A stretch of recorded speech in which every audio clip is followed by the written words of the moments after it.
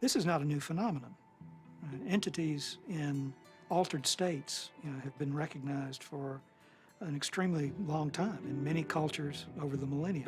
Helpers, spirit assistants, angels, all of these different entities have been fairly common throughout man's experience of altered states and through much of man's mythology.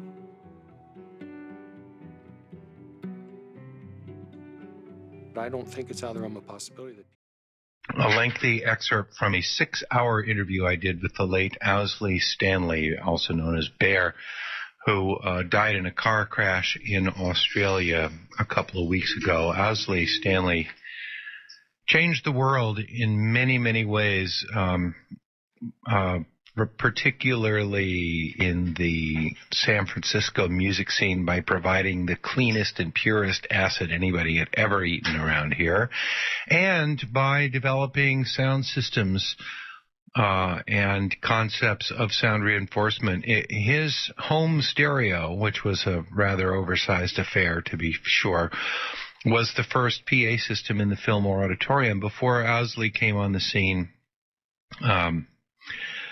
there were no rock and roll PA systems. When the Beatles played Candlestick Park, they used the sound system in the stadium, the same one that the PA announcer used to say who was coming up to bat.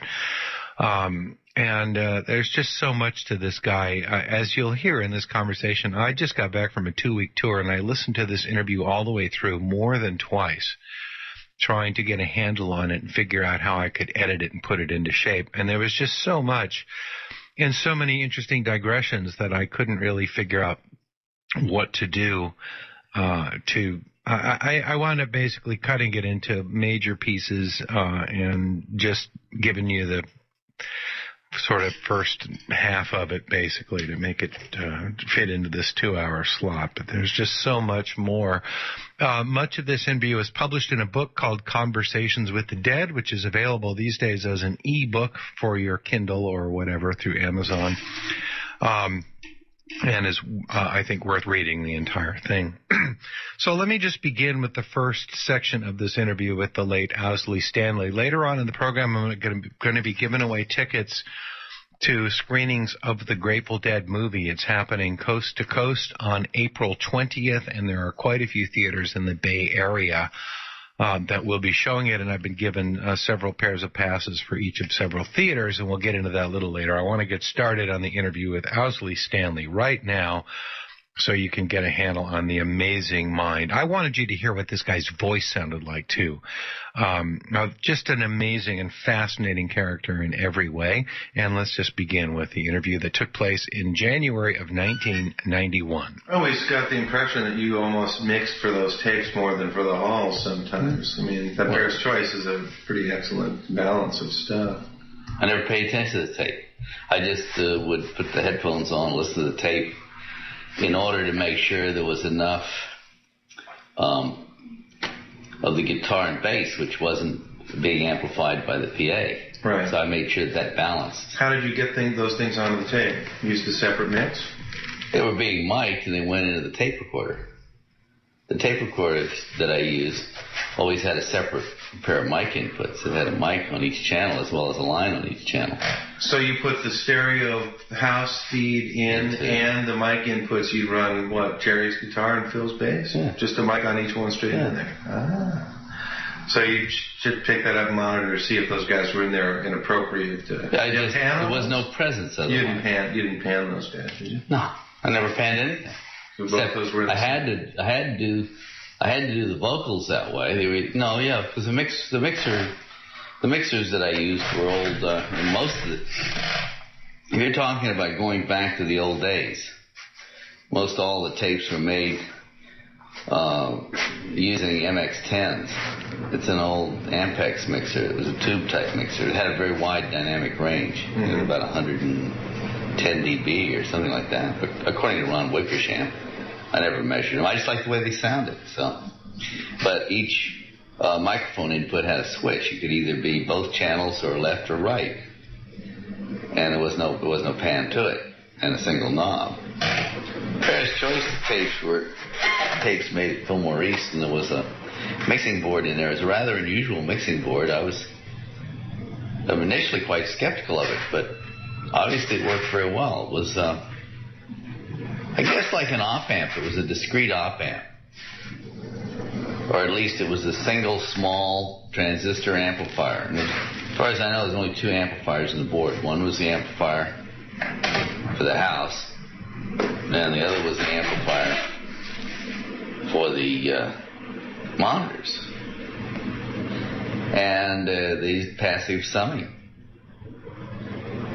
So I just summed some of them to one bus and some to the other. Maybe there was 2 house summers. But at any rate, I don't really remember the details of the mixer. But at any rate, the house sounded excellent. It was a very good sounding board. It was so simple. It used passive attenuation of the microphones in front of the amplifier. There were no preamps, no mic preamps, as far as I could tell.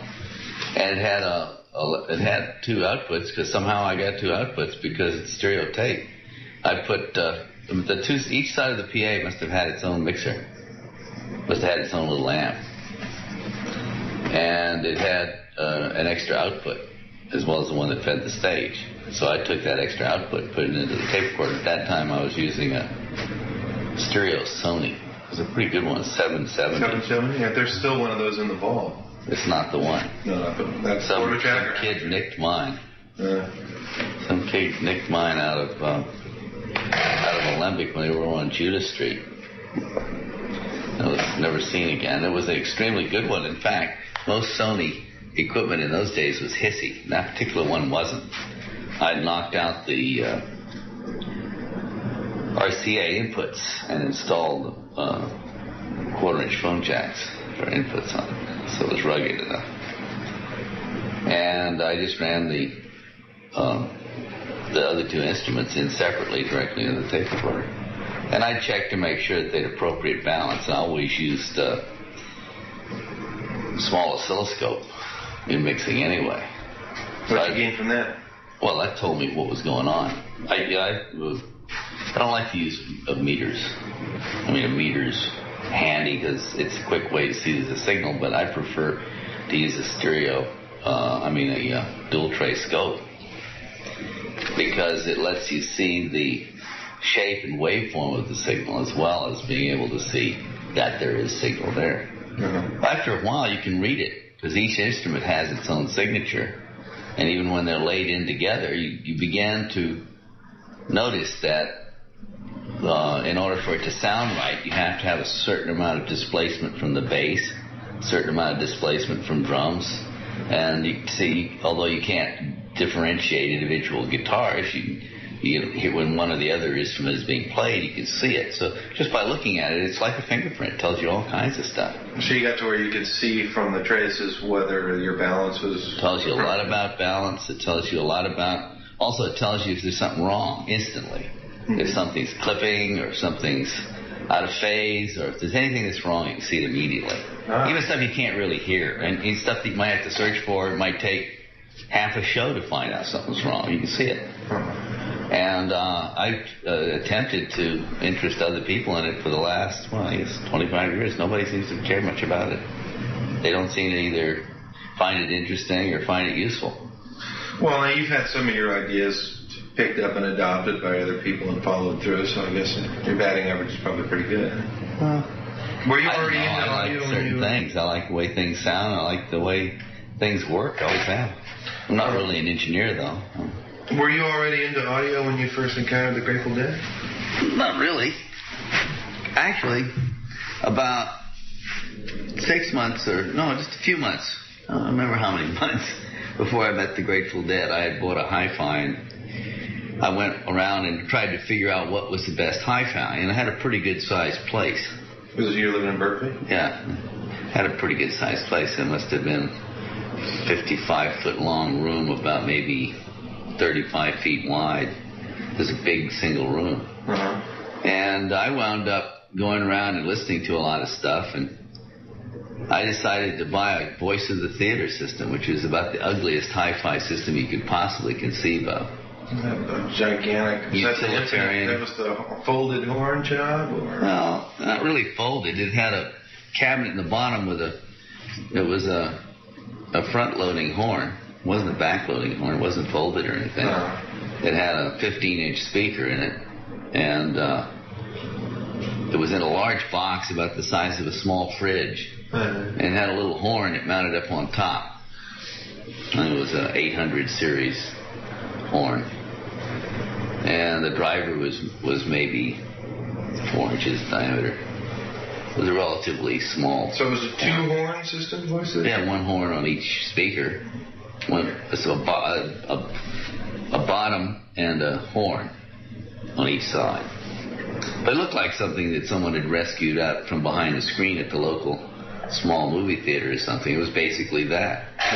But Altec was selling it and hyping it, and it had a nice, tight, rather, to me, sounded tight. Of course, later I learned it wasn't. We learned things to make it tighter. But compared to the average run-of-the-mill speaker, it sounded okay. And it would get loud. I wanted something that would get loud. And as it turned out, it wouldn't get loud enough. But when I started out with the Grateful Dead, that PA became the Grateful Dead PA system. I mean, your stereo? My your stereo home stereo became the Grateful Dead PA. Well, describe and Macintosh amp and those big tube amps, 2200? Yeah. What were you playing? You playing records with it? You have a big turntable? Yeah. I think it was tape recorder? Mac 240. 2 channels, 40 watts per channel. So you, was your first encounter with the Dead at Muir Beach, is that right? Well, I had this pal, his name was Gaylord, it's a black dude, he lives in Berkeley. He kept wanting me to go down to Kesey's. He said, all these Hell's Angels. And I thought, holy cow, Hell's Angels, this is got to be the most violent bunch of guys I'd even heard about. You know, the idea of going down and hanging out with them wasn't really, it didn't sound like it was going to be safe and certainly not fun. But he says, oh no, he says, you're really mistaken about these guys. You should really do this. I said, okay, Gaylord, one of these days. And he kept after me for months. And finally, one day, he come by in his car, and I got in the car and went down there with him. And it was a big scene. It was all kinds of, quote, totally different than anything I'd expected. And I thought I understood psychedelics. And Kesey and his bunch proved to me that I didn't understand psychedelics, or at least I know the ramifications of it. And, what do you mean? What had you been doing with psychedelics? It was something that I was doing. It seemed to give me access to my head in some way. And were you more along the lines of the Millbrook guys, more introspective, or? I don't know. I can't exactly explain. It's not something I've ever been able to put into words. I got involved with it because the first time I did it, I realized it opened a door. And it was a place I wanted to explore. And I got involved maybe more deeply than I should have because I didn't like poisoning myself with unknown things. You just wanted to make sure you could control what you were doing. I wanted to know what I was doing. And I guess I'm a good cook, all I can say. But the thing is that you only need very tiny amounts. And so even a fairly small amount of it is a lot. So. Well, if you can't describe what you were doing with acid before, can you describe what was different about what the Kesey outfit was doing with it? Well, it was magic. It took you into a place that was like the descriptions in the books by the Rosicrucians and the Freemasons, and it made sense of all the different occult things that I'd read. It was the introduction to magic. It was a pathway to another place, and it seemed to give you access to mental powers that were written about and talked about, both amongst the Hindus and amongst the ancient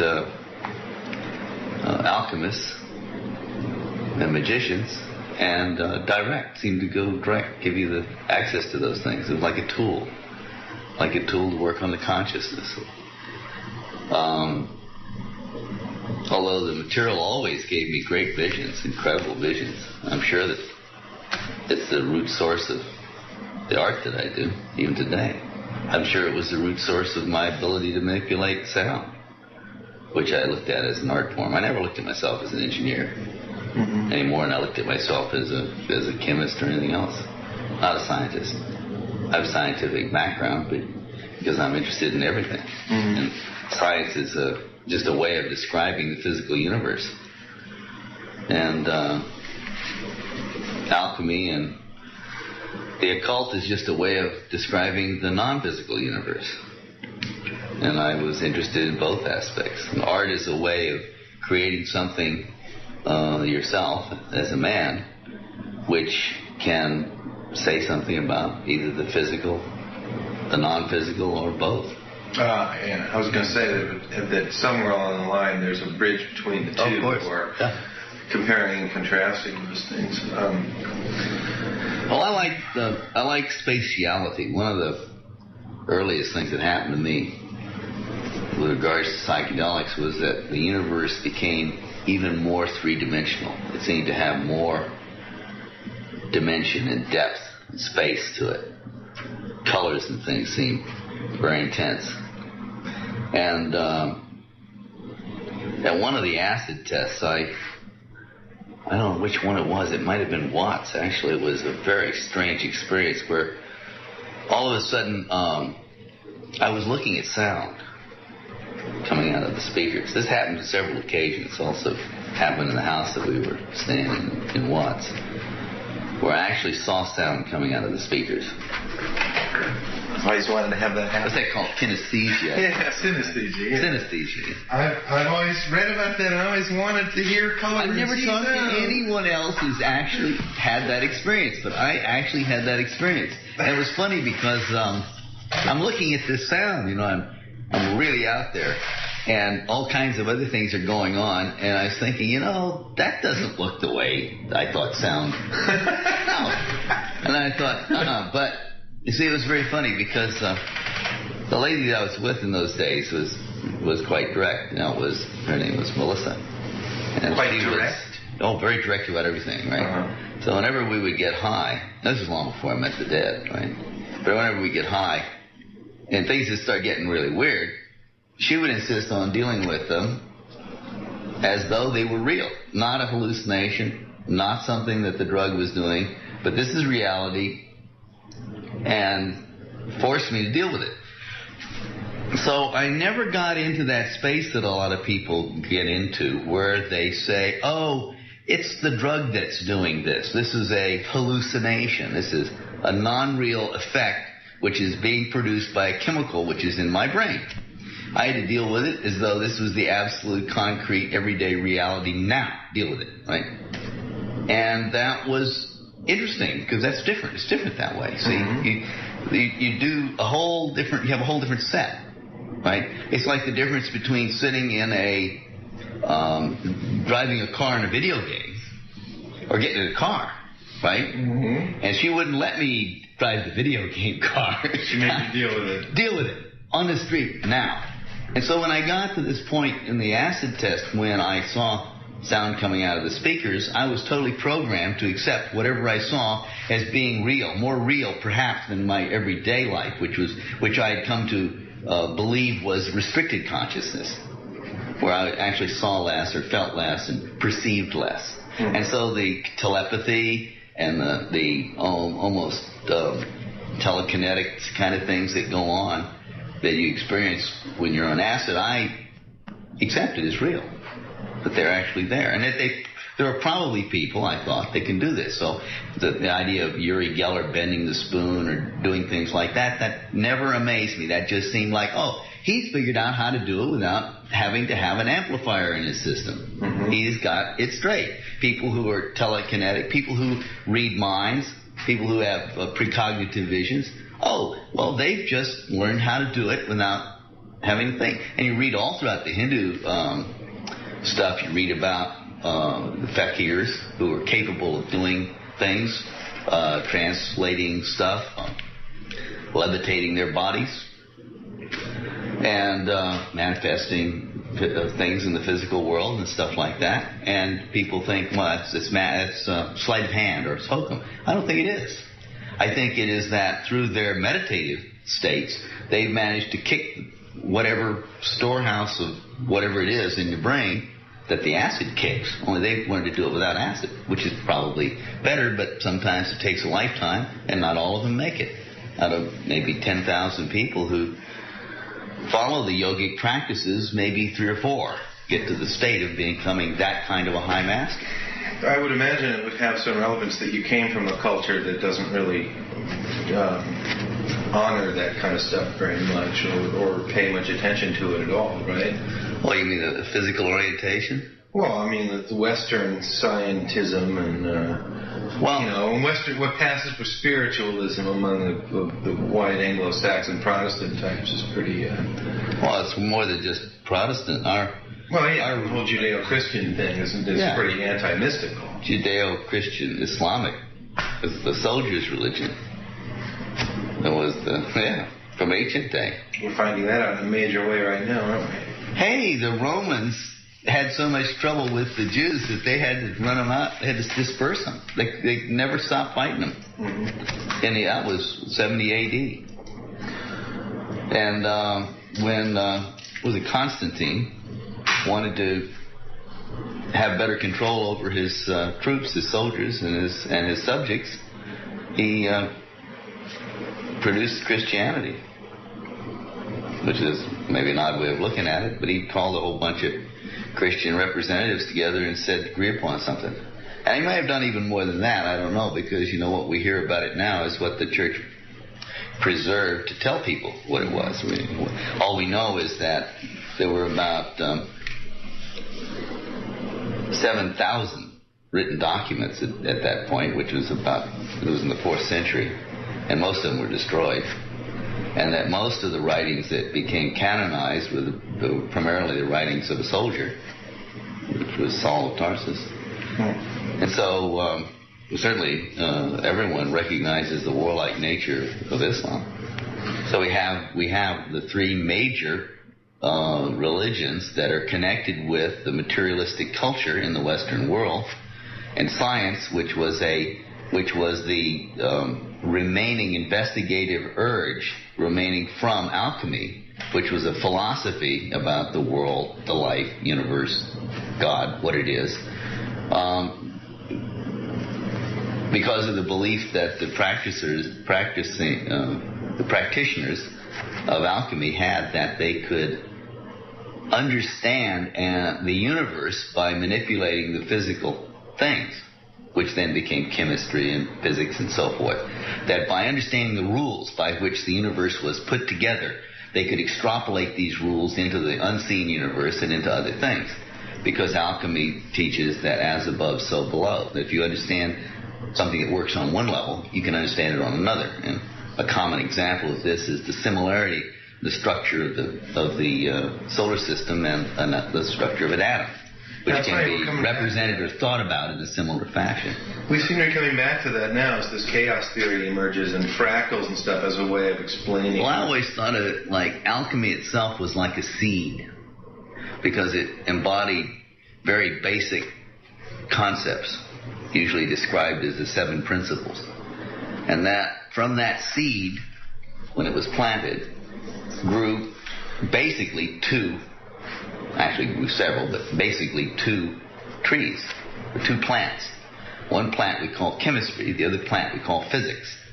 There was also biology, et cetera, all the different disciplines. But 2 basic disciplines, which are physics and chemistry, which are 2 distinct ways of looking at the physical interactions of objects in the universe. One, the mechanical interactions, one, the chemical interactions, the reactive interactions. But as these sciences developed, and as they began to dig deeper and deeper and deeper into the structure of matter, all of a sudden it wasn't solid anymore. It became vibrational, became energetic, became fields.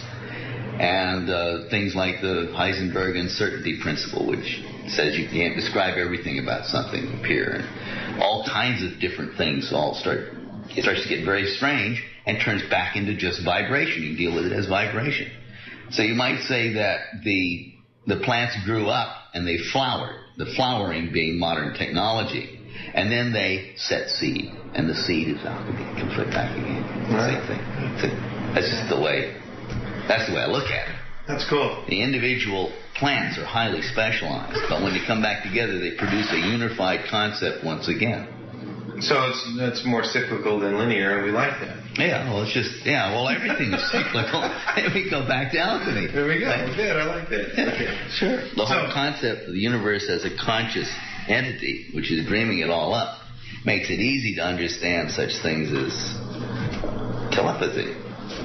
And why astrology? Well, astrology is a description of how the cyclical things that you can see in the recurring angles and relationships of the planets can be used to connect or to relate to the nature of events on the Earth. And after hundreds of thousands of years of watching it, people evolved as, when this happens, things are likely to do this.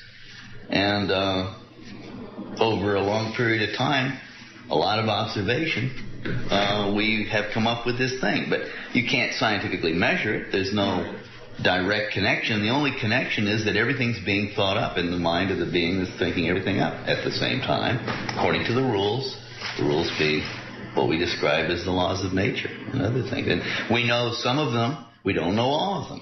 Were you thinking Mostly about they're this simple. stuff when you started taking acid? Were you already thinking about this stuff when it... Or? It's hard for me to say, because I'm not a meticulously scientific kind of a guy who kept journals or anything else about the way in which I thought about stuff.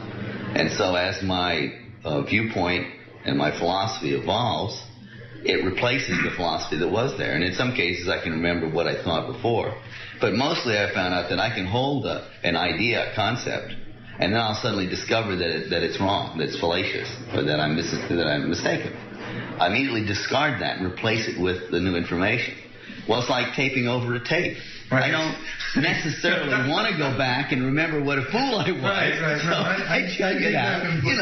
Sure. I think that's the sign of an adaptive mind. Yeah, well, then I'd like to take on that. Maybe you've got an infinite amount of tape in your brain that you can record stuff. That's a Maybe great you don't. answer. No, I don't really know. I dig that. That means that you're not too married to the old ideas and it's okay to let them go. That's fine. Well, I used to have a tremendously retentive memory. I never bothered to write down phone numbers. You probably have plenty. So you went to Kesey's acid scene and... Went down to Kesey's house. And I found it very interesting. And interesting enough so that I went down several more times. And one of the times when I had heard about this band, which was the first time I went down there, they were calling the Warlocks. And I didn't pay that much attention to it, except they were obviously all excited about it. And the next time I went... The Pranksters, you mean? Yeah. Next time I went down, someone came in and said they just picked the name Grateful Dead. I think it was Mountain Girl. Came in and said that. Said, they've got a new name. They've named themselves. They couldn't be the Warlocks because some band in Florida had that name. Which band? I never heard of it after that. I don't know whether they really existed or not. But that Les told me the same thing. He said he was looking through records in a store and saw something by the Warlocks. And he went back and said, hey, guys, we can't be the Warlocks. But he said he never found that record again. Then I found out that Lou Reed was in a band called the Warlocks before he was in the Velvet Underground. Oh, yeah. So it's possible that was the Warlocks, or could be there was, the story I heard it was a band that was in Florida or something. Well, okay. That was so they changed their name to Grateful Dead. And I didn't actually see them play until I went to the Muir Beach acid test, and that's when I saw them play.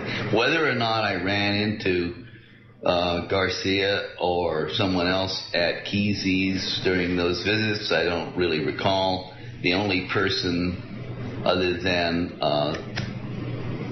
Mountain Girl and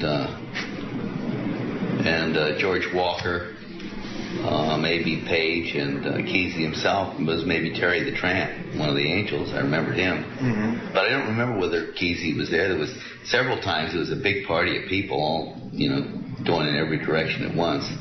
Very difficult to make a whole lot of sense out of it because it was totally different than the scene I was in, which is pretty relatively quiet up to that point. Going to get it, Kesey was the kind of guy that reached out, took your knobs, and tweaked them all the way to 10. All of them. And the whole scene was running at 10 all the time, you know. It was like a real, it was almost as sudden and as different as discovering psychedelics themselves for the first time. Well, I would venture to say that Another the level. social aspect of it, I mean, the collective acid experience probably was part of the eye-opener there, right? And everybody was tripping together and in on the joke kind of together, or in on the multiple jokes or whatever. I think it was more than that. Yeah. It was like they did specific things. They made specific sounds. They did specific stuff. Loop tape machines together, do delays, and get reverberation, with the sound reinforcing itself. And there's a certain persistence, like when you're really high, you move your hand, you get a smear. Well, there's also other kinds of persistence, and they reinforced all these things. How they came upon them, it seemed as though they had rediscovered something from ancient ways, from ancient times. A lot of the music that's used in shamanic rituals does the same thing, which we discovered later, but this was totally came up in isolation. None of these people in the Kesey scene had any roots in the shamanistic rituals at all. That was the other group of people that I'd run into every so often that were more into those things. You know, the Millbrook guys and the rest of those guys, and the, you know, Janiger, all those guys. They were more into that. Whether they actually got into the rituals or not, because I just had some contacts with them, you know, take a few trips with them and that sort of thing, but didn't follow that line, didn't go down, never went to an Indian peyote meeting, although I always had the desire to do so, and I never went to a curandero in Mexico with the mushrooms or any of those things. So I've never actually seen it, but from the best that I can figure out, all those rituals contained a lot of the elements which the pranksters discovered or rediscovered or invented or something. Probably not that much of a surprise, though. I mean, there's. I certainly have the belief that a lot of that stuff is in here. It's well, it must genetic. be. It must be. A lot of, you know, the reason a lot of this stuff is we get that recognition from it is that some of it emanates from our own neurology and DNA. You've read this one, haven't you? No, I haven't. You know about that book? It's really interesting. Intoxication. It's called Intoxication. Ronald Siegel. He's exciting new research on the craving for altered states. Oh, that's the fourth drive theory? Yeah. Yeah, I've been hearing about that. Yeah. Mm-hmm. Well, it seems obvious. In fact, examination. There's a very interesting plant on this planet. I mean, there's several very interesting plants, but one of the more interesting ones is cannabis. Cannabis is a single plant. As far as I can see, all the talking about cannabis sativa, cannabis indica, cannabis ruderalis, I think is rubbish. I think there's one plant, cannabis, whatever you want to call it, and that all these interbreed completely. Mm-hmm. And there's a lot of different cultivars. Just as if you looked at a Great Dane and a Chihuahua, you might think they were totally different kinds of animals, right? But obviously, and yet they can. Yeah, obviously they're not. They're just cultivars, and so there's a lot of different variants and variations amongst cannabis. But it's a single plant, and it seems to produce a substance which has an effect on meat eaters. Does not seem to have much of any effect on herbivores. Why does that say to all my vegetarian pothead friends? Yeah, wait a minute. Let's not get... People aren't vegetarians. People are carnivores. Okay. People are almost. They're not quite. Almost, but not quite obligate. Regardless of what they choose to eat. Yeah. Okay. If you eat vegetables, you're called a vegetarian. If you're an animal that's adapted to a diet of plants, you're a herbivore. That's why it's a better term. Herbivores do not seem to get intoxicated by cannabis. I got you. Okay. Like deer. They seem to be... So it's our chemistry, not our choice of food, that calls us... Yeah. I hear you. Where our bodies are highly adapted to a diet of meat, but we've retained some of our monkey roots so that we can survive between periods of no game. Most predatory animals are totally controlled by accessibility to game, like a cat. The cat cannot find prey. The cat will die. The cat, of course, is willing to eat anything from bugs on up. Anything that'll move, it'll eat. But sometimes men have occupied areas in the planet and places where there isn't any other kind of food, and if there's no game, there's nothing to eat. He dies, like Eskimo that way. But he seems to have retained a lot of that vegetable processing machinery left over from the time when he was swinging from branch to branch. But that's so far back, that maybe 5 million years or so far back that we only have the most rudimentary systems remaining from that. Result is when we eat a lot of vegetable matter, we don't live very long, die at about 60 or 70, and your body becomes heavy rather rapidly, your teeth rot away, things like that. All kinds of problems occur. If you eat a mixed diet, foods all taken in at one meal, you're more likely to suffer more extensively, more rapidly than if you eat them as separate meals. But basically, our bodies are capable of digesting vegetation, which is very useful. It gives us a survival edge, which is why we have it, or why we're lucky we have it. But you're against it, aren't you? I don't think it's good for you. I don't see any point in it. What, vegetarian? Well, let's not get off on that. We're not doing it. I'm just saying, we're talking about cannabis. Okay. And it's animals. You can take a pot plant, right? It might be 40 pounds wet weight, and you take an ounce of that and feed it to the dog, and the dog gets so stoned he can't stand up. Yeah, right. I mean, can't stand up. On the other hand, a deer can walk up to the plant and eat half the plant. Nothing. And nothing will happen. How do you know? He can eat the equivalent of about a pound of tops off that plant. 1 ounce of which would incapacitate the dog, and the deer will walk over to the next plant and eat something. So the deer just doesn't have the chemistry to process it. That's and funny. get They found what we would call the benefit of it. Right. There was a doctor, don't remember his name. If it's important, it could be looked up. Did extensive research around 1860 in India on the effects of cannabis, because it was a big thing. Because it's traditional herb used in large quantities in India. Mm-hmm. And he found that when he fed experimental amounts of it to various animals, he determined that there was virtually no effect observable in a herbivorous animals. And I think he tried goats and rabbits and sheep and some kind of a deer or antelope, something like that. It was a series of them. Mm-hmm. And yet all the carnivorous animals, like cats and dogs and people, seem to get a strong effect from it. Interesting. And that explains my affinity for it. It could be. All I know is that insects that eat plants don't seem to be repelled by it. It doesn't seem to bother them. Mm-hmm. Cabbage worms will eat it up like crazy. So why? And the point of this is that this plant. Another thing is that a plant growing out in the wild is usually very weak. So they say wild grass is no good, right? It's trash. But when people grow it, it keeps getting stronger and stronger. I feel very strongly about the telepathic nature of plants, which has been demonstrated by various people. There was a lot of publicity about 15 or 20 years ago by a guy named Jim Baxter, who put electrodes, like lie detector electrodes, galvanic response meter onto plants, and found that you could threaten them with fire, or even think about threatening them with fire, and they'd react. Sure. And he found that this reaction was he found it on every plant he tried it on. And my own experiences with psychedelics lead me to believe that plants are highly conscious entities, very conscious. And they're not troubled by having an ego because they don't have to make a decision. The ego is a restricted kind of consciousness that an animal has to have in order to be able to sort out and just accept some input so as to make a decision to do something. Because if you have all inputs all the time, you're almost unable to make a decision. It's too much data, too much stuff. You're swamped. Plant doesn't have to make much in the way of decisions. It's roots where its seed fell. That's it. But it does express itself in various ways.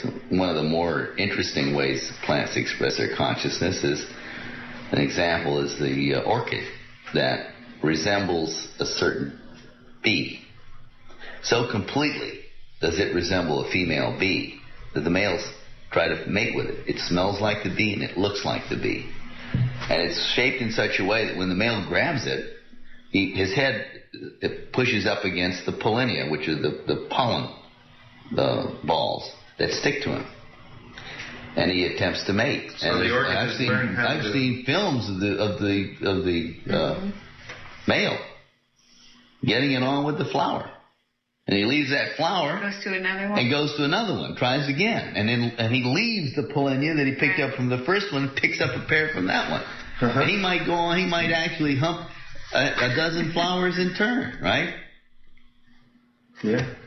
This may reduce his ability to mate with the proper female of his species, but it pollinates Serves the orchid flower, seeds does quite the nice, flower I thing. think. And yet flowers have no eyes. Orchids have no eyes. Well, now, To imitate the female, the plant has to know what it looks like. So the plant knows what it looks like. Not only does it know what it looks like, it has to understand the practices that animal undergoes in order to put itself in there to take advantage of that. no, I think you're construing consciousness rather broadly here, right? Of course. Why should you restrict the definition of consciousness? Okay. Well, No, I'm open to this. Now. my experiences with plants through psychedelics lead me to believe that it's an extension of my alchemical belief. In alchemy, the basic tenet of alchemy is that the universe is mental, that there's a being which is nothing but mind, pure mind, and that all that we experience is the creation of this mind, according to the rules which are the laws of nature, the rules of physics, the rules of chemistry, so forth, attraction, repulsion, polarity. All of these things it's still mental.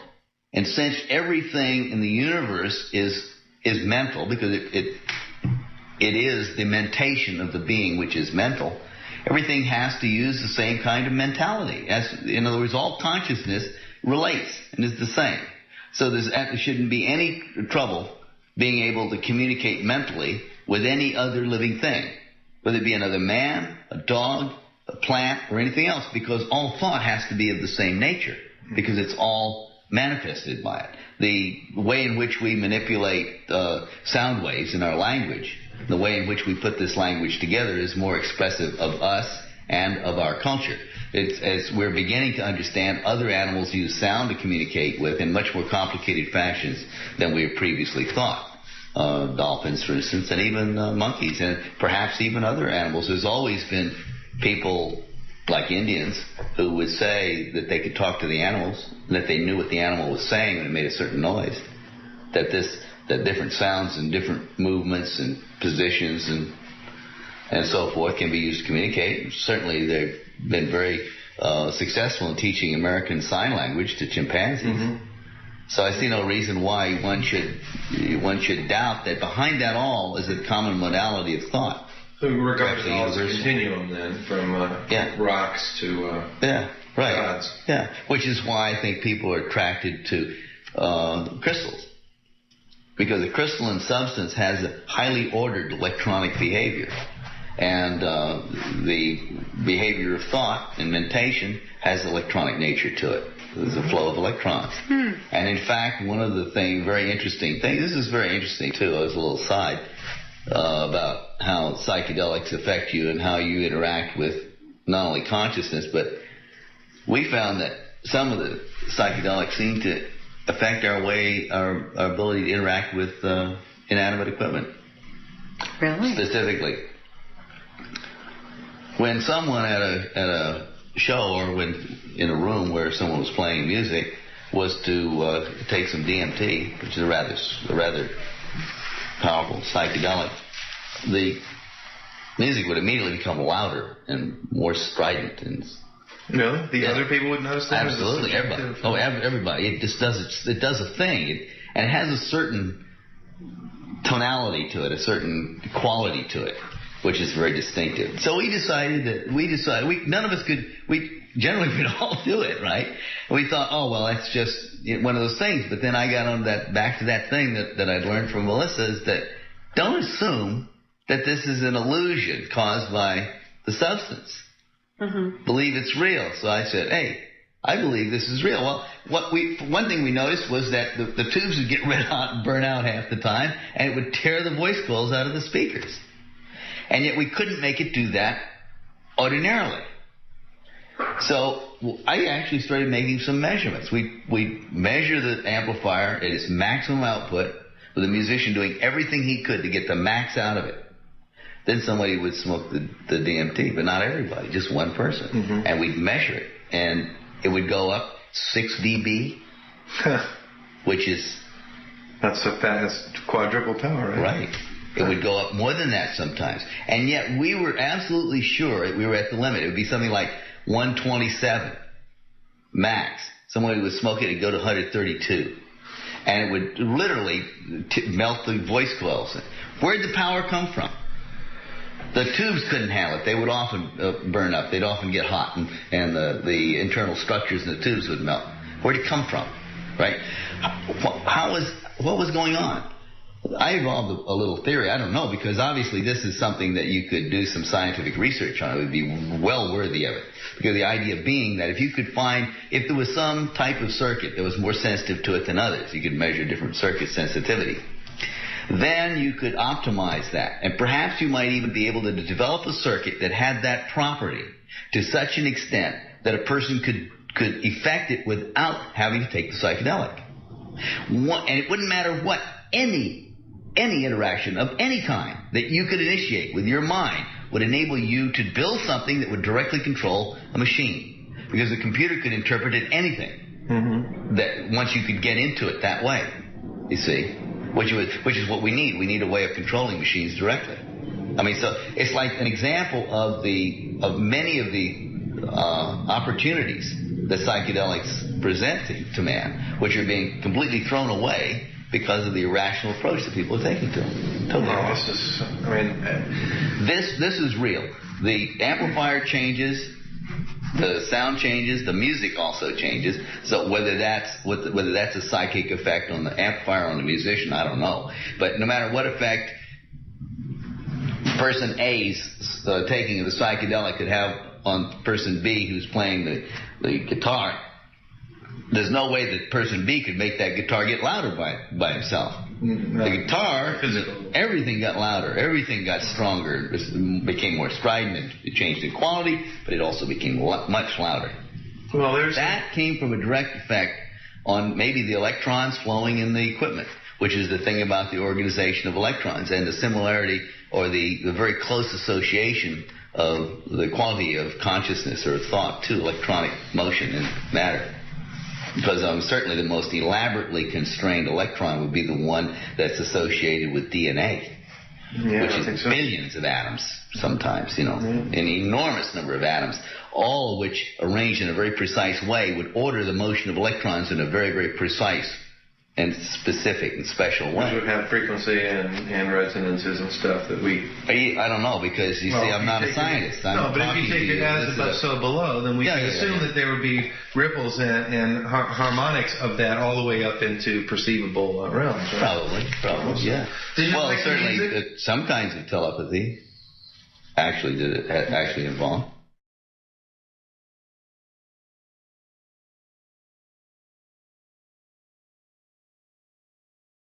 Did you like the music when you first heard the Grateful Dead in your beach?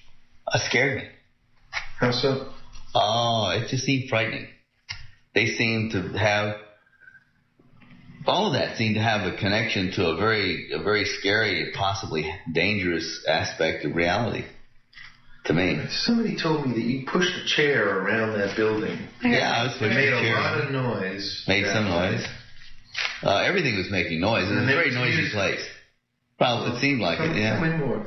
I'd like to hear your side of that story. I don't know. I remember pushing the chair around, and I remember all kinds of different things. I remember all kinds of noises and sounds and things. So the pranksters would make these noises, and the noises would seem to get inside your nervous system, and as if there was some type of a plug or something in your head, it would get in there and scrape away some kind of a cap So it would make the connection available to be plugged into something. Uh-huh. A psychic cable. For the insulation. Yeah, you might say. Right. Alligator clip. Like a hymen, perhaps. Mental hymen. And then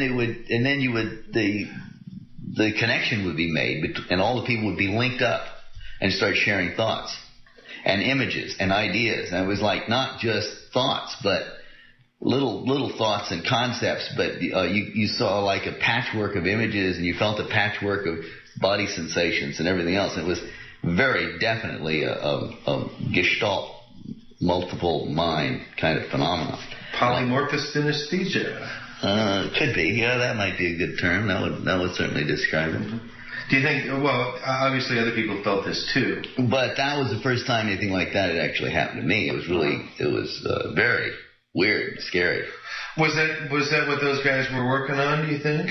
I mean, do you think that nobody would talk about it.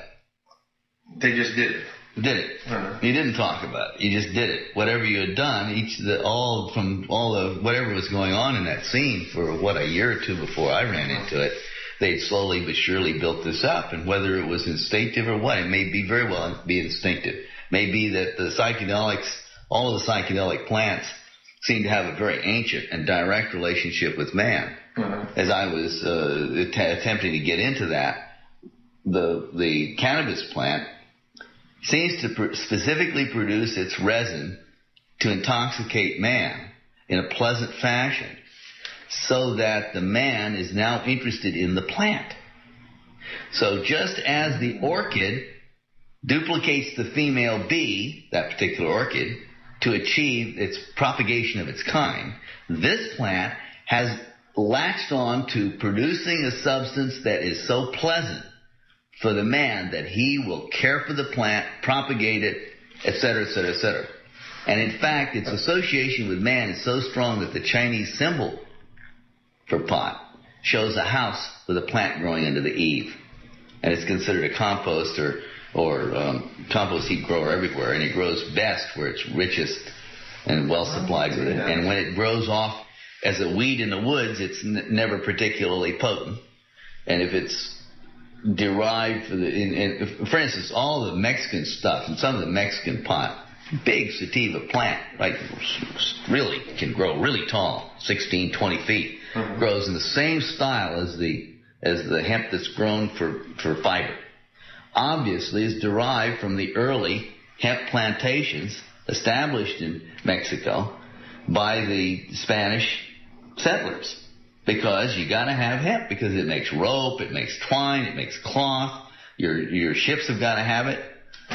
So one of the first things that any colonial group, in fact, I wouldn't have been surprised, I don't know this to be true for a fact, but it wouldn't have surprised me if hemp seeds and stuff weren't always carried on ships for that reason, because suppose you got shipwrecked. You at least had a chance of making yourself some rope if you could, you had the chance if you had the hemp seed. So hemp at least was a very early cultivar wherever.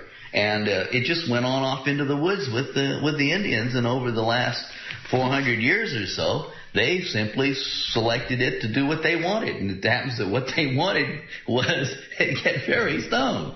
So the grass is extremely strong. And it's funny because it's the nature of the high is such that if the seeds are allowed to go for several years before they're planted, they become weaker and weaker and weaker. Even though they'll still grow a plant, at the end you wind up back with a plant that doesn't do anything. Really? Yeah. If the seeds are kept high and dry long enough, they'll lose their high. Yeah, they lose the high. They lose the psychedelic effect. They'll still grow a plant. The plant looks the same, does everything it's supposed to do. Tends to become hermaphrodite. Hermaphrodite, I think, was the original form of the plant. The separation of male and female is something that man has imposed on it. And the exemplification of the psychedelic properties of the intoxicating resin is something that man selects for. And the plant knows. The plant is conscious of the man. And it's very interesting because old-time growers, even though they grow different kinds of strains, they have a lot of different strains that they grow, very similar high. They're all different. Across. Everything that they grow. You can tell after a while. You can smoke a pot from a long-time grower and tell who it is. It becomes very distinctive. Because the plant is doing something for the guy who's caring for it. It's just a very, very tight relationship. And this relationship must also exist between man and the cactus, between man and the fungus. All of the plants which we know, the shamanistic plants, which are plants with psychedelic properties, all, I believe, do it to get the man high, not as a protection against something. Because there's other things besides man that eat peyote, and there's a lot of insects that eat them up. There's lots of things that eat up pot plants. Lots of things eat up mushrooms. Even deadly poisonous mushrooms are eaten quite frequently by insects and things. So any specific so-called defense seems to be an illusion. It has not necessarily that function. Just because there's a substance in there, that doesn't mean, for instance, psilocybin mushrooms are not particularly deadly to anything that eat them, right? And in fact, some animals seek them out after they've eaten them the first time. So they certainly couldn't be. A lot of animals will seek them out because they get high from them. Yeah, because they get high from them. Well, and getting high of psychedelic is not something that just man's attracted to. Is one of the things this book points out. Is there's lots of animals, almost all animals, when exposed to a consciousness-changing substance, will seek it. They'll try. Mirror Beach. The music scared you. That's right. I thought, these guys are fantastic. But it was scary. The music was scary. Pushed me to the edge, and I thought, the sound of Garcia's guitar was like the claws of a tiger. It was like dangerously scary. Very, very to the point. They can't talk about this stuff. I thought to myself, one of these days, these guys are going to be greater than the Beatles someday. It wasn't as though I just thought that. It was almost like a revelation, like looking into the future. I just instinctively knew that there was something like that. They were going to make it big time. Yeah, there was like, not even that I actually thought about it in those terms, but I did think these guys are going to be greater than the Beatles. It made it that. That was the way the thought. That was the way I recognized the thought I was having about it. I mean, that was the terms in which that I sub-vocalized that to myself. And in a way, they are, because the Beatles were a phenomenon that was the phenomenon of the universal attractiveness of their music and the intense teenage involvement. You find that intense teenage involvement in dozens of different bands, and you find excellent musical output in dozens of different bands. They create a lot of fans. They have not created the kind of thing that's associated with the culture. It's different. It's a totally different thing. It's so different that there's a university professor in North Carolina that is studying them as a specific cultural phenomenon. Yeah. So what did you do with that? I went on, they played for a while, and then they played again, and all these other things were going on, and then there was this one paranoid little sucker in there, and he thought something, and I picked up his thought, because we were all linked together. It was this total telepathic loop, which meant that it was like being in a very noisy cocktail party inside your head. And this guy saw somebody come into the place that he thought was a narc. He thought narcs. I thought narcs, and I went right out the side door. I was gone. So because it wasn't illegal yet, was it? There was all kinds of drugs going on there. It didn't matter. It was just this guy's paranoia came on my party line, and out I went. So I mean, I don't think I was in the thing about me pushing the chair around was maybe 10 or 15 minutes. Well, it was just somebody else's salient memory. And I saw one set of the Grateful Dead and some other stuff, and I was gone. I was out. I was running up the road. But you went to see them again. Oh yeah, but it was a while. That was so freaky. That whole trip was so freaky that I thought they were messing with something that was probably very dangerous. Is what I thought. This is not so good. Well, wait, not so good? They were going to be bigger than the Beatles. This is not so That good. was them. That was me standing in the room listening to them play their set. Uh-huh. I thought that, right.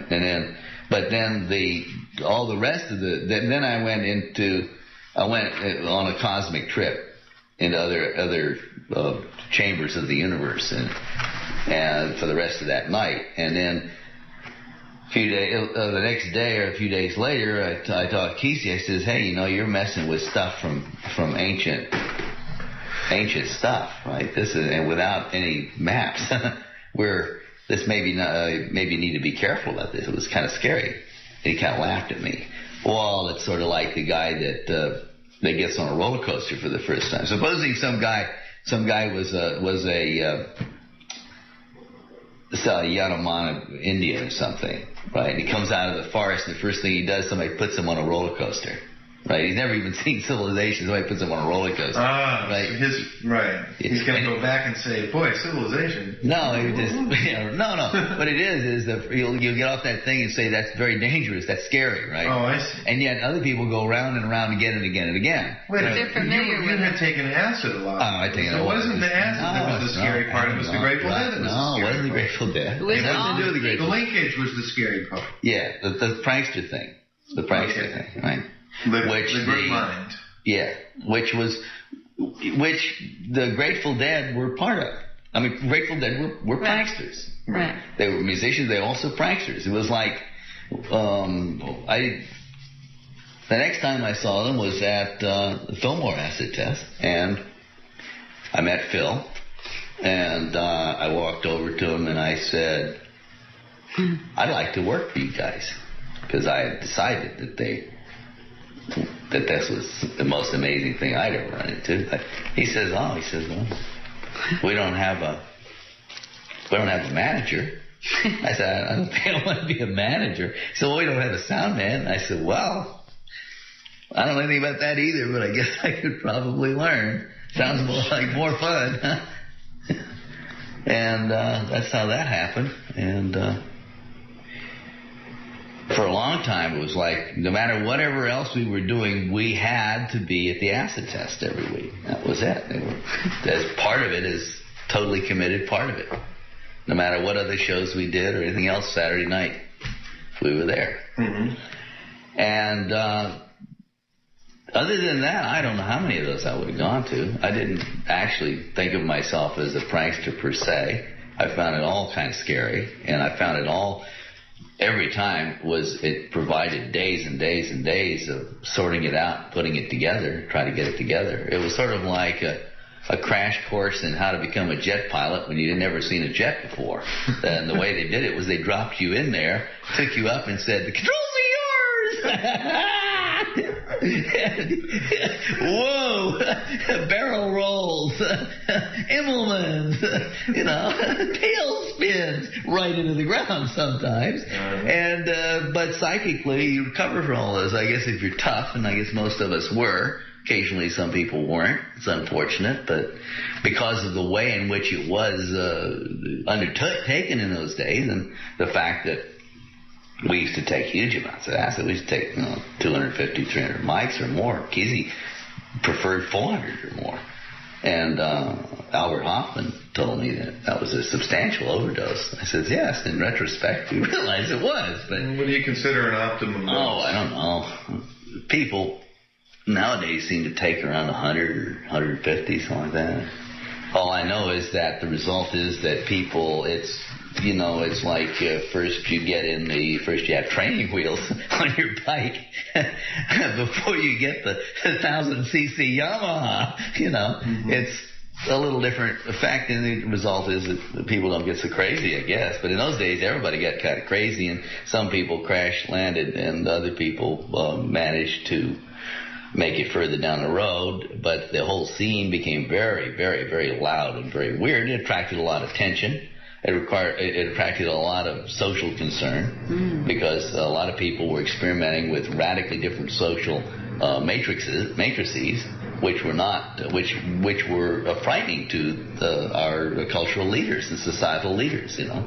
The police, the legislatures, and all the people who, the business community, basically the people who are concerned with maintaining a stable society, saw this as a very threatening and frightening phenomenon. There's a lot of people acting very weird, doing things that just didn't fit, and they passed a lot of laws against it and tried to suppress it in various ways. Whether or not the psychedelics would have been included in the various in the basic matrix of anti-drug laws or not, without the heavy influence of some people like Art Linkletter, I doubt. Right. He was very... Made up that myth about his daughter's suicide. That was a myth?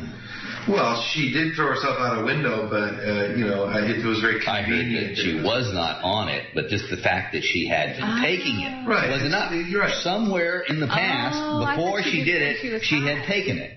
No, there were a lot of bogus stories. Several like that. other people did things like that. People went blind staring at the sun stories. I remember those, right? Yeah. Santa Barbara, 1966. I do remember all that. Chromosome damage. Yeah, see, now there were scientists ready to cough up all this crap to suit the political agenda. Well, we still see that. But some people do. So, the thing about crashing into the walls, right? Mm-hmm. Sure, we were taking large doses because that's what we thought was the right amount. And some people were psychically crashing into walls. Yeah. And when nobody knew about it. We didn't come with a shaman, with a 1,000 years or 10,000 years or 100,000 years of traditions. And a ring of people holding your hand to show you the right way to go. It's not something that you started at puberty with. It's something all of a sudden, bang, you're shot from a cannon. And some people had a little problem with it. And so some people did themselves in when they weren't on it. Some people accidentally died when they were on it. Some people, I can't justify that stuff. I didn't know any more than anyone else, right?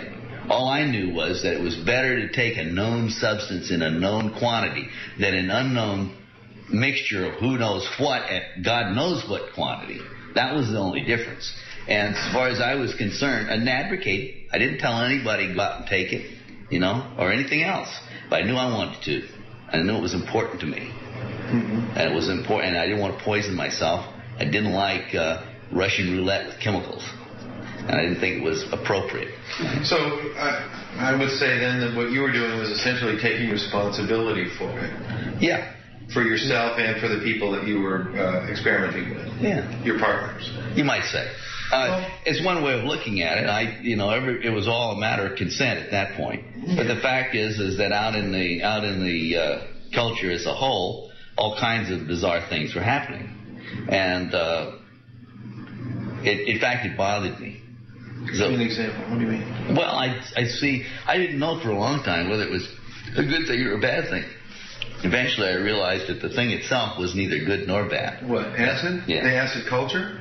Well, psychedelic itself was neither good nor bad, any more than a very sharp knife is good or bad, right? Right. You can use the knife to... Depends on how you use it. It's a whittle a sculpture. You can use it to trim your nails. You can use it to cut up your food, or you can use it to stab somebody. So the knife itself is not the operative thing there. But it took me a long time because of the fact that it's so powerful and changes consciousness so much. So you thought it was an intrinsically good thing at first?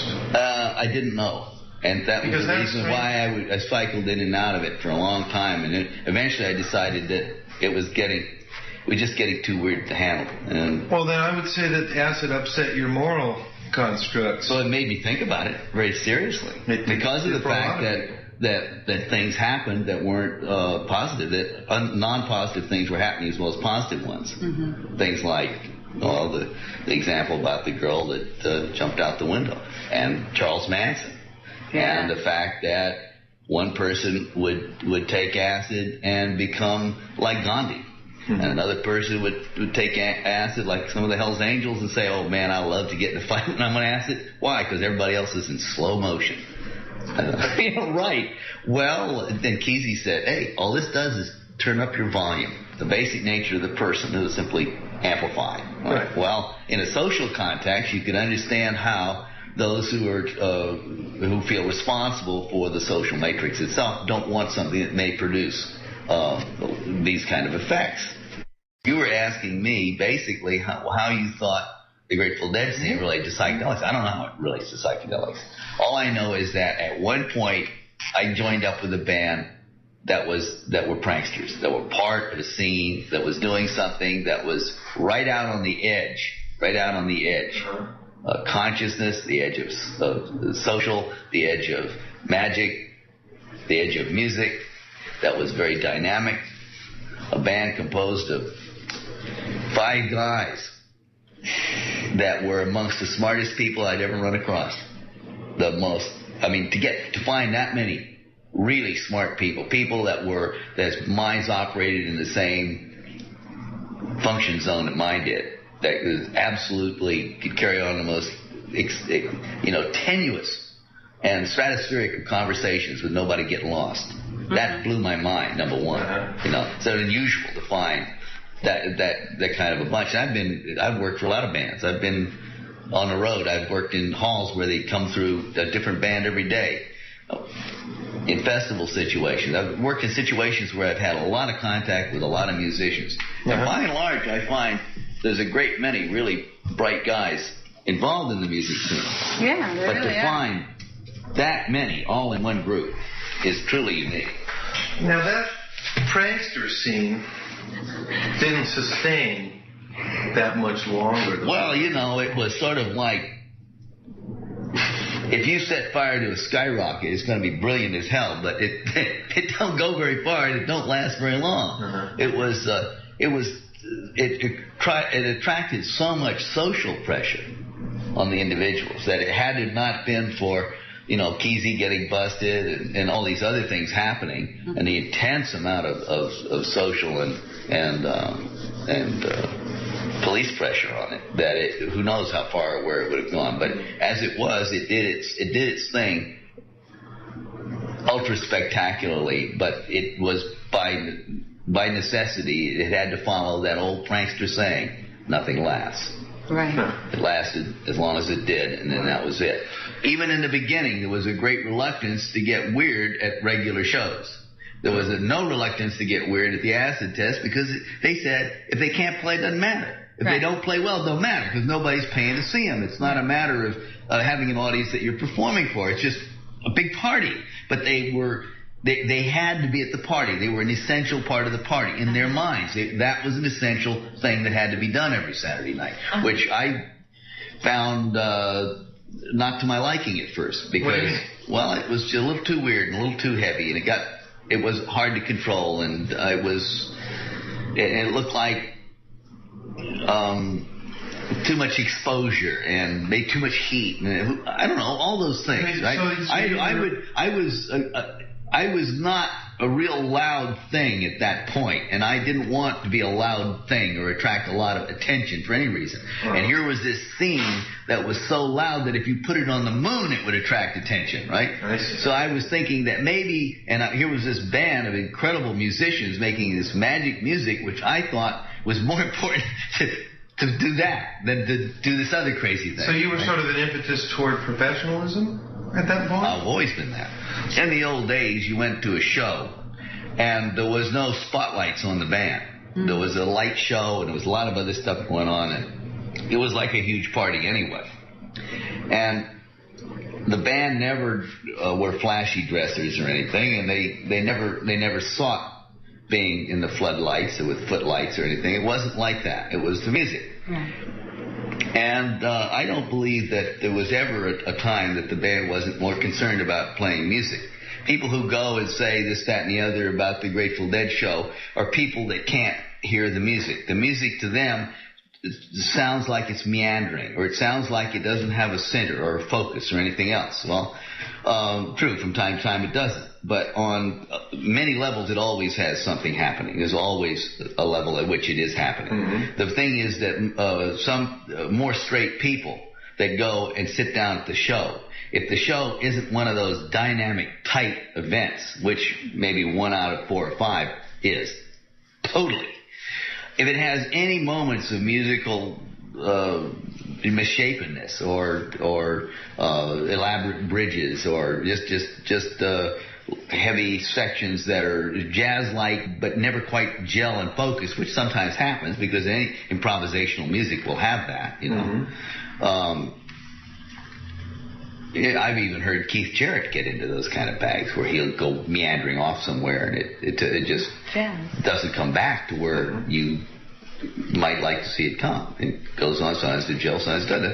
I think that influence in the music tends to make it that way. And if you've got somebody going to see something like that that's not jazz-oriented or cannot really hear the kind of musical ideas that are going on, won't know. And they'll say, they're all over the place and this, that, and the other, and no focus and no direction, all that. You hear that all the time. And that, of course, dilutes the Gestalt energy in the building. I don't think so. You don't? Those people, Gestalts do not always... are not always composed of everyone. No, I'm they not can be saying composed of more or less. But the more dissipation of that stuff there is, the less. I mean, the more unanimity, the better. I would tend to think. Wouldn't you? No. Oh, I would. No. No, I think in fact the presence of every kind of person, the presence of every different level of engagement and disengagement is more important. I'll go along with that. It's like a reaction vessel that has all of the pieces of whatever can be made, and it makes something, but it doesn't use all of the pieces all the time. Is the idea that your most distracted person can suddenly snap to, right? Isn't that one of the things that you would want to see happen in that realm?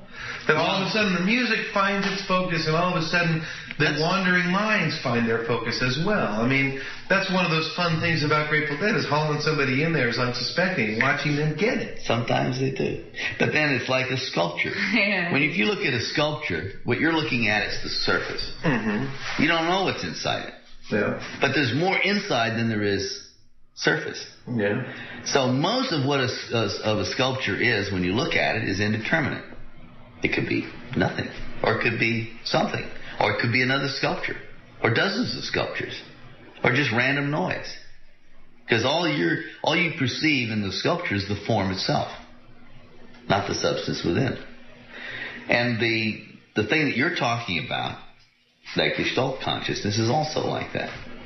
In fact, I have a strong tendency to use sculptural viewpoints in most things. And for instance, when I'm working with sound, I work with sound in a three-dimensional fashion, which to me is palpably three-dimensional. I do that in the way in which I set up stage miking for a live show, the way in which I orient speakers, the kinds of electrical things that I do to the sound. And to me, it is physical, and you can walk through the hall and feel its shape and change. For instance, you experience a certain spatial form, dimensionality, if you listen to Old and in the Way with a set of headphones or something, even with speakers. They move around the room. You seem to be moving around the stage. It changes as you move around. It's valid, but it's like one time you'll be on one side, one time you'll be on another side, sometime you'll be in the middle of it. It's always coherent. It's always three-dimensional. But the spatial image changes. Your perception of it changes. But it seems palpable. It seems real, like a sculpture. It's the way I look at sound. It's the way that has something, it flashes back to that time when I saw the sound coming out of the speakers. I understood that just from reading the copy on the back of the Old and in the Way album. I understood what you said in there about that was that, if you mic it properly, all that stuff will happen. You don't need discrete tracks and all that stuff. That's right. I mean, I didn't understand the technology behind it, and maybe I still don't, but I've always understood that, and I've always believed that if you put your mics up in the right place, you will get something more than discrete miking and stuff will get you. But that's a bluegrass band always mixes itself. Well, that helps. Yeah. It helps because they move in and out of the mics and around the mics. But it took me 6 months to figure out what to do with the mics to make that happen. A lot of listening, a lot of thinking, a lot of understanding, a lot of playing them back. We're talking about something that happened 19 years ago. Right. And I can do a totally different thing now because I know more about mics and more about other things, but I'd still only use 2 tracks. Right. I think that's the point. That you still don't need more than 2 You don't need tracks more than if you 2. do it right. But let's go back to where we were and work up to Because the way in which your ears work, you've only got 2 ears.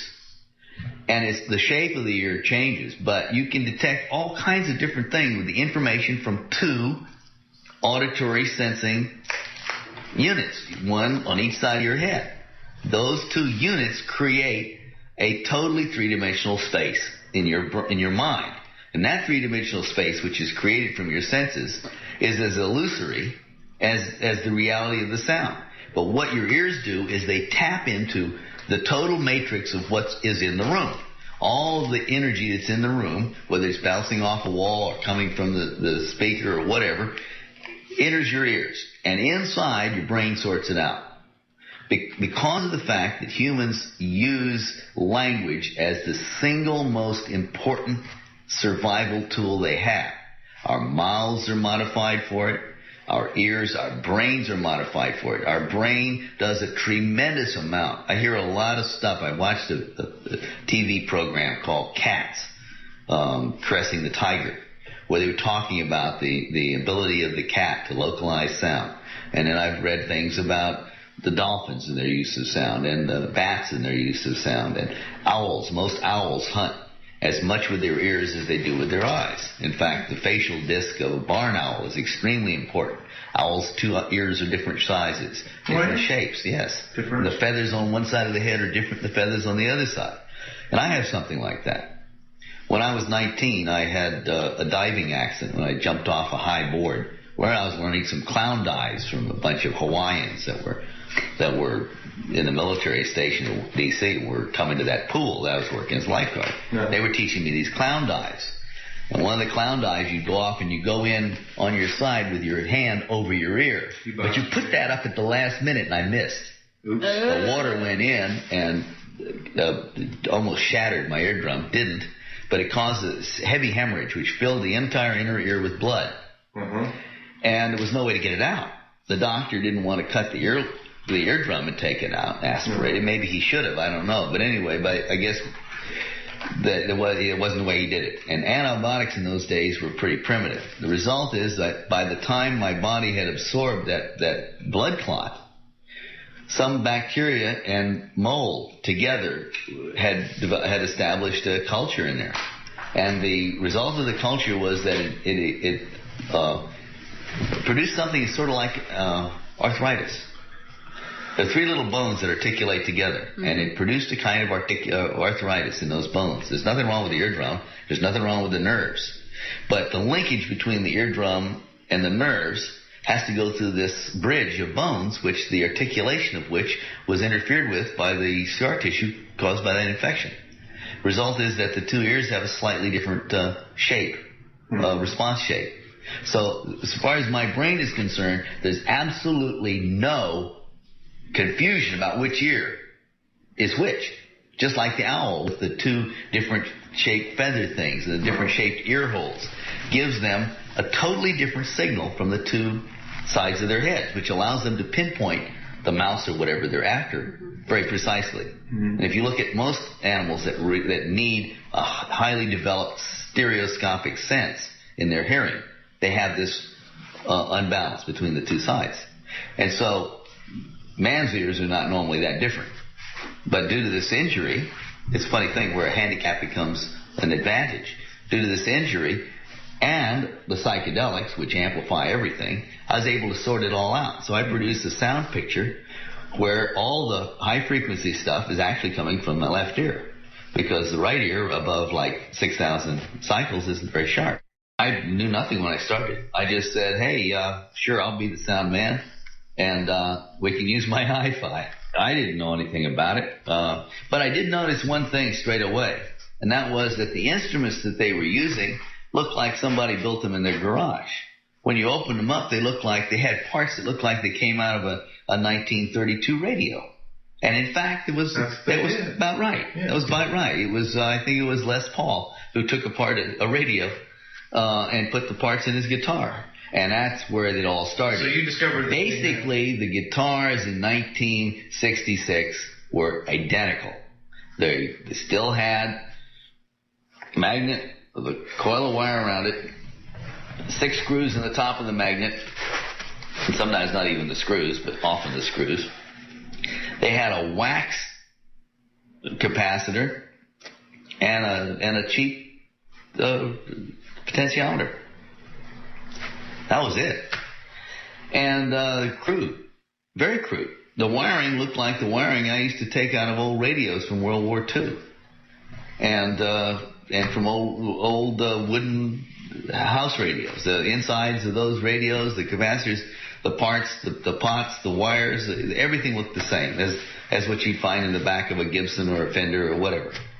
And the bodies themselves didn't seem to be all that well constructed. Now I thought, well, hey, number one, the amplifiers and the instruments look like they're from pre-World War II, and here we are with a technology that is putting things in orbit around the Earth. And I thought, what has changed? In the days of Bach, the highest technology that man could produce built the organs that he played. And here, the musicians, the equivalent of Bach, modern musicians that are writing and playing music, are forced to play with something that looks like it belongs to World War I, World War II period. Mm-hmm. This is wrong. But I'm not an engineer. I never was. So I thought, we got to do something about this. And so I started looking around for someone who could help. And I ran into this kid, Tim Scully, and he seemed to know about electronics. I thought, hey, I need somebody. You want to do it? He said, okay. So he was a bright kid, real bright. He knew enough about electronics, how to wire 2 or 3 parts together. All I knew basically was what I had learned to be an electronic technician in my Air Force period. Mm-hmm.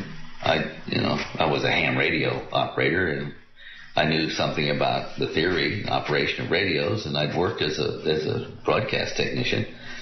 But I wasn't a design engineer, and I more or less understood how things work, and I knew how to solder stuff together so I could build things. But I didn't consider myself a design engineer in any way, shape, or form. I didn't really want to, but I knew we had to do something because the technology was so primitive that it seemed like it was holding the music back, that we could go to another level if we had better instruments.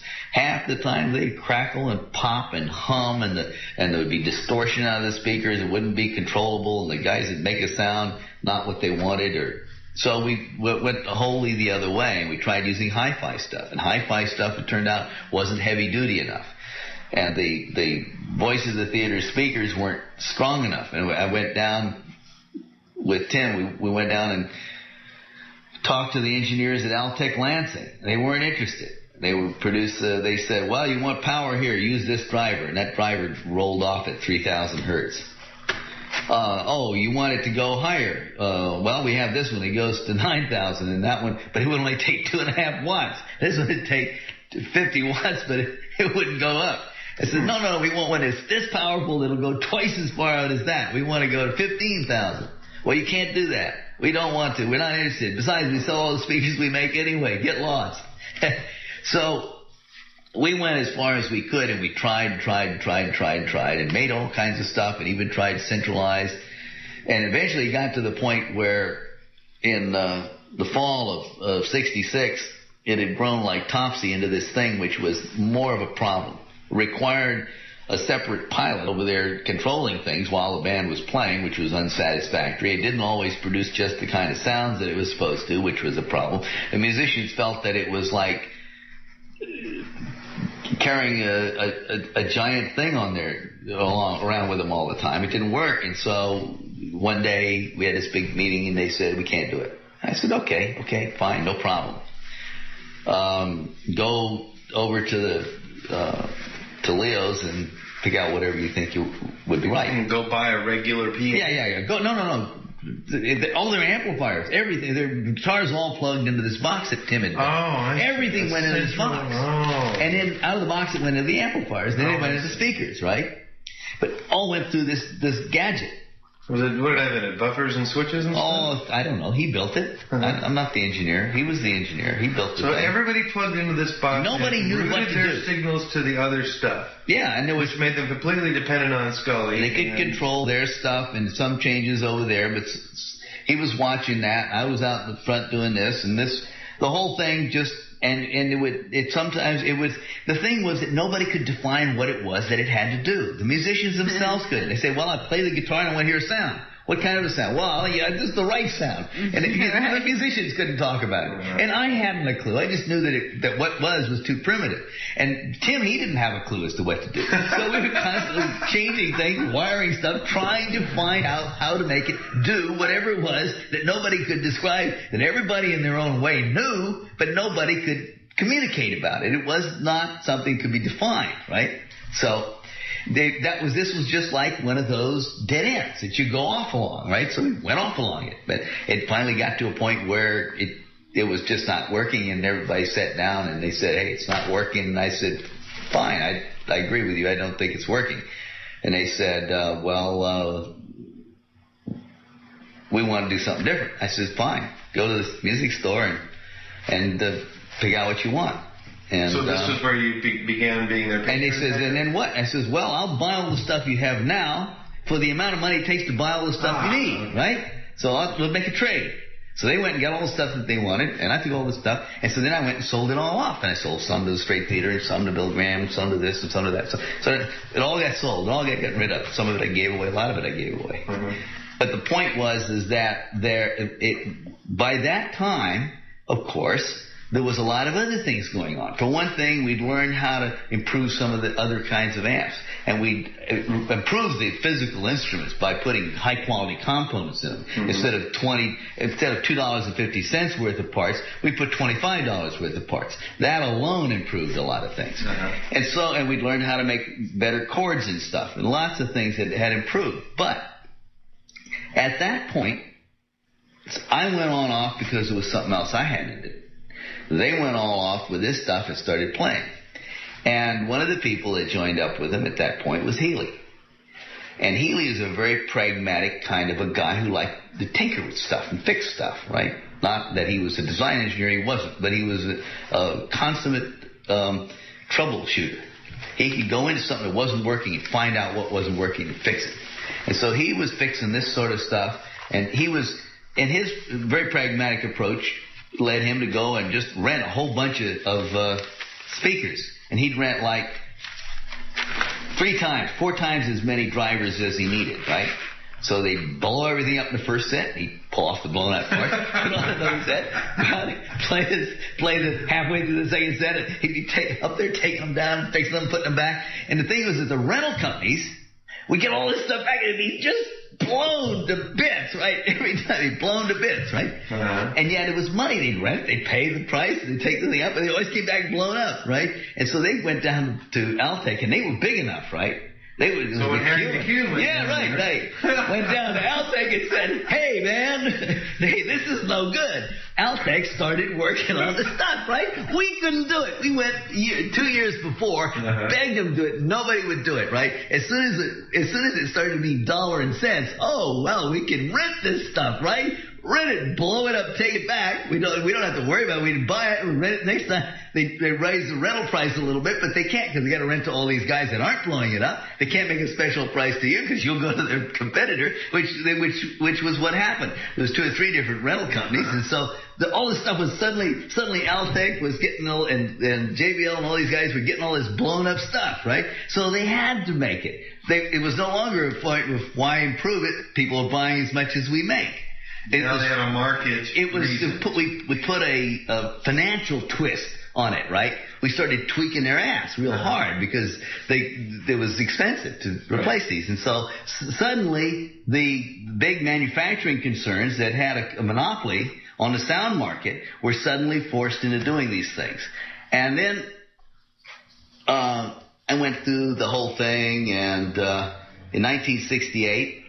The Carousel Ballroom thing came together, and I was sound man at that place along with Bob Matthews, and I started tinkering with the little amplifiers, specifically a musician named Alvin Bishop asked me if I couldn't improve the sound in his little Princeton amp that he liked to play, but which wasn't very loud. He had to constantly be mic'd the PA, and one time he played in there, and he said, I wish it were louder, but I don't want a twin reverb because it's too much. I want this little guy. Princeton or Princeton reverb? Princeton reverb.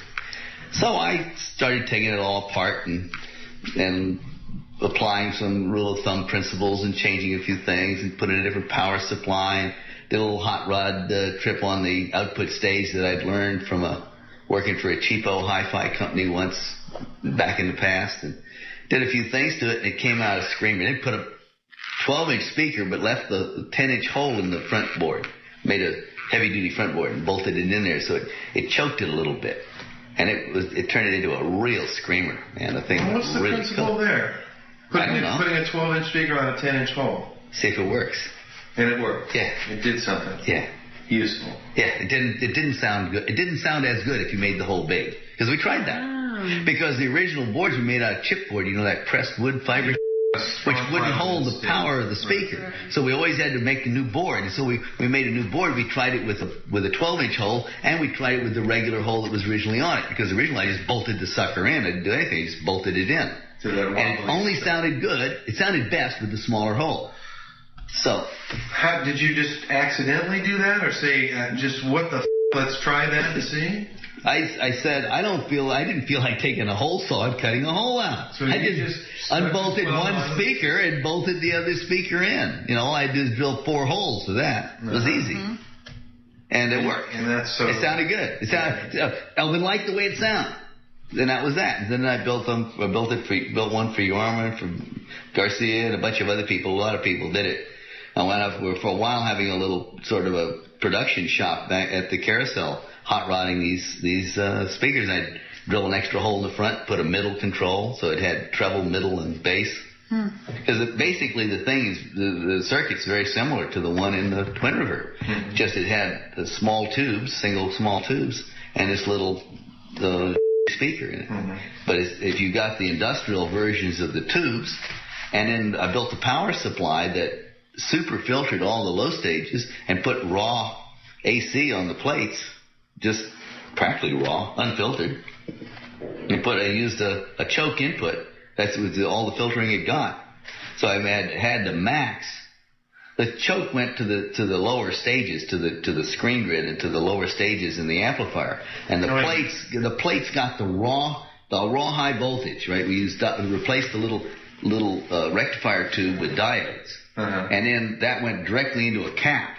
So it had max voltage, but no filtering, no resistors, no filtering. It just went right straight into the plate. So they had max voltage there, right? And then... It gave it more power? It gave it max voltage, right, on the plate. And the output power was dependent on the plate voltage. But the amplifying characteristics and the noise in there was controlled by the screen grid and by the lower stages. And those were well filtered because we ran it through a filter choke before it got to the screen grid. And the choke is a coil. Filtered choke's much better filtered than a resistor. Mostly what was originally in there is a series of resistors and capacitors. But a choke is a coil, right? Coil, yeah. And it's just a very dense coil. Well, that does what? It looks like a transformer. It's only got one winding instead of two. So it looks like a little... It's not inducing a voltage in another circuit. No, it doesn't. Passing it through, but it's doing what to it? Doesn't let the AC component go through. It resists the flow of alternating current. And a filter choke, which is what that was, is a choke that's designed to filter the hum out of a power supply. It's designed for that. But and that's what a rectifier does also. It takes in AC and puts out DC. Yeah, and a rectifier is a one-way valve that lets the electricity through in one direction only. And you can produce a circuit, which is called a full-wave bridge, that lets through one half and then inverts and lets through the other half, so that it produces, so you get the maximum power, but all in one power out of both halves of the wave, but it goes to zero, so it's rough, it's bumpy. There's an AC ripple, as they call it, the hum. That's what the hum that you hear in an amplifier or something. That's that AC ripple getting through. So the chokes are expensive. You have to pay like $6 or $7. Most manufacturers stick a bunch of resistors in there, which cost 20 cents, and it's a 5 watt or 10 watt, and they put a series of resistors with capacitors, but the resistor resists the AC and the DC component. It shows no discrimination. And so you're depending upon the capacitors to short the AC to the ground. Okay. And the resistor gives them something to work against. Right. And you can actually compute a time factor if you want, but usually use great big caps and small resistors. Okay. But by using one choke coil in there, the voltage doesn't drop much going through it because it doesn't have as much resistance in it as the resistor would have. So you're keeping your voltage up and you're blocking the most of the AC. And you got a big cap on the front of it anyway because it's not a swinging choke, it's a filtering choke. Mm-hmm. And that big cap is directly feeding the plates. So the plates have got the full peak-to-peak voltage that's coming out of the power supply, which in this case was like 400 volts or something instead of 360. It was like 420 or something like that. But it's real rough because it's still got a lot of ripple on it. But the ripple doesn't matter because it's a push-pull circuit, and the amplification is controlled by the screen. And the screen was filtered on with this choke on it, so it was super smooth. So it was a dead quiet amplifier with he still had the same little basic tubes, except we used the military version of the tube. Okay, right. I remember that stuff. 7508s instead of 6V6s, so it was a military. So it was a rugged tube that could take all the abuse in a big speaker in a small box. It would shake itself to pieces. We used military versions for all the tubes in it. So you immediately reduced the headache factor at these gigs, I'd imagine, considerably, right? Well, the whole idea was to try to bring the equipment, which is basically pre-war design. It was vacuum tubes. It was, we'd open up one of those things. It'd be full of wax capacitors. Right. We'd pull all those things out and put modern mylars and take apart old TV chassis. Yeah. Well, you get an old early TV, and it looked just like the inside of a fender, right from the factory. Right. So right. For one thing, Garcia would be playing twin reverse, and all of a sudden the tubes would go red hot, and the bridge would melt out. The tubes would melt down. Mm-hmm. Blow the tubes out totally. Right. There's 4 of these big tubes in there, and they were not cheap. These were the output tubes? These were the output tubes. They just all turn red hot and go, just like that. Bang. Right? And we'd take the amplifier and test it. Couldn't find it was wrong. Right? And eventually, I think it was Wickersham or someone, managed to put some clips on there. Or it might have been Keeley. I don't know. But somewhere along the line, someone tested the thing right at the moment of failure. So what happened was these factory-supplied capacitors were like 600-volt caps. And it went between the plate of the driver tube and the grid of the output tube. So they were to block the plate voltage off the grid. And the voltage on the driver tubes was something like 360 volts. And so 600 volts it's almost twice the voltage you expect it to be fine. Mm-hmm. But what we discovered was the way the guitar was being played, the way Garcia was playing it, was producing voltage spikes that were running upwards of 700 or 800 volts. Uh-huh. They punch a hole in the capacitor, which would put the full plate voltage of the driving stage directly on the grid, driving it to 300 volts positive. Instant meltdown. Yeah, momentarily it was short. But as soon as that had happened and you turned the thing off, it would heal.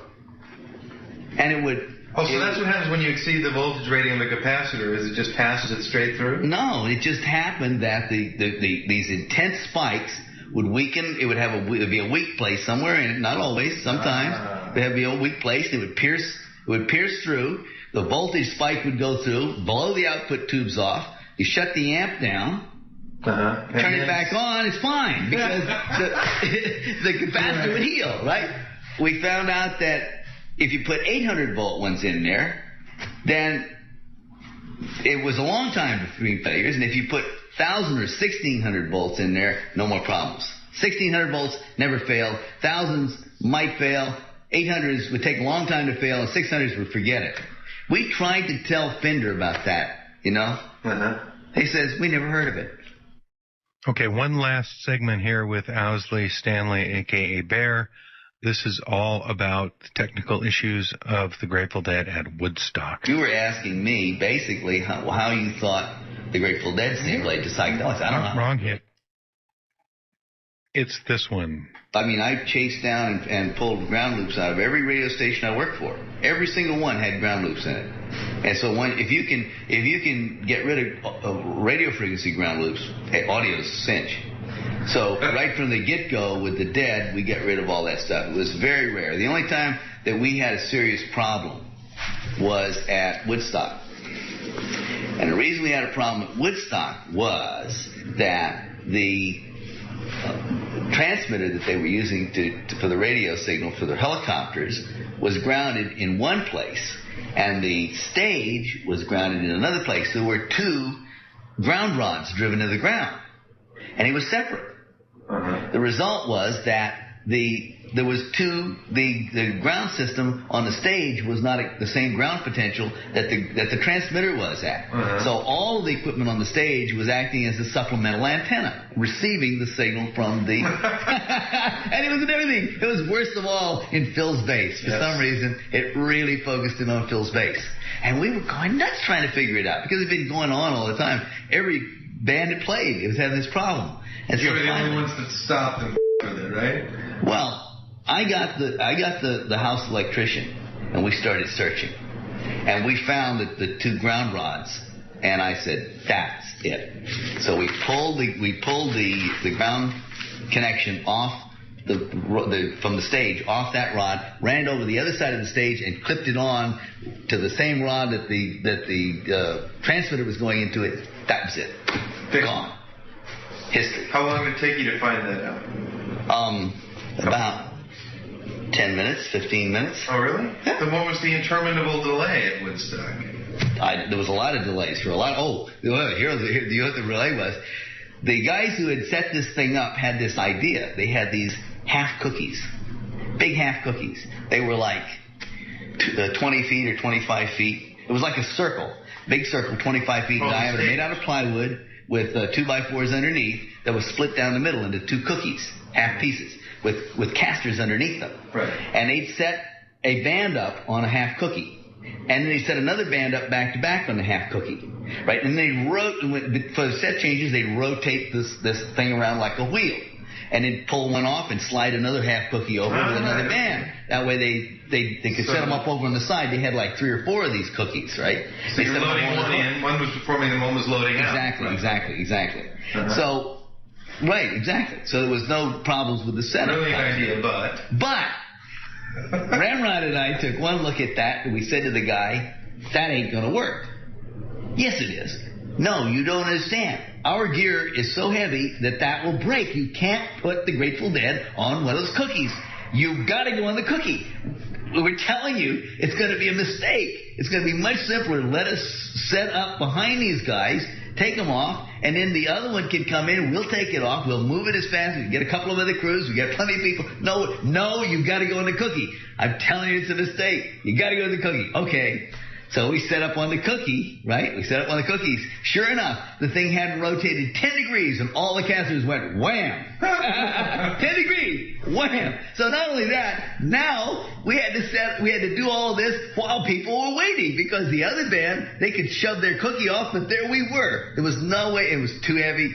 No, the whole crew on it couldn't move it. We had to just take them off and move them. Had to do the whole setup. That was the delay.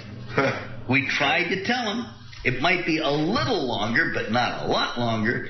But because they could have shoved the other cookie out of the way, we'd been set up. We'd set up the drums. The whole thing would have worked. They wouldn't go for it. That's all we have time for tonight. You've been listening to an interview with the late, great Owsley Stanley, a.k.a. Bear. His website, which had a lot of his essays and articles and thoughts on all sorts of things. And as you can tell, the man had a lot of ideas about a lot of things. His website is thebear.org. You'll also find some stuff about him on Wikipedia. And that's it for me. It's time for Larry Kelp and his program Sing Out. I will see you next Wednesday evening at 8 here on Dead to the World. And please stay tuned for Sing Out. Biosynthetically, it's 2 steps from tryptophan, right?